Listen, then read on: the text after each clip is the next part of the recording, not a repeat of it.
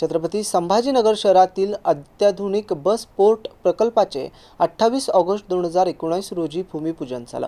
मात्र मनपाच्या परवानगी अभावी तब्बल 7 वर्षांनंतरही प्रकल्पाचं काम रखडलंय। सभापती महोदय, छत्रपती संभाजीनगर येथे विमानतळाच्या धर्तीवर बस पोर्ट आणि अत्याधुनिक बसस्थानक उभारण्याचे कामाचं 28 ऑगस्ट 2019 रोजी भूमिपूजन करण्यात आलेलं आहे। बस पोर्टच्या कामाला महापालिकेने अद्याप परवानगी दिलेली नाही। सदर प्रकल्पाला गती देण्यासाठी नोव्हेंबर 2025 मध्ये सिडको बसस्थानक चिकलठाणा येथील मध्यवर्ती कार्यशाळा हलविण्याचे नियोजन करण्यात आलेले आहे।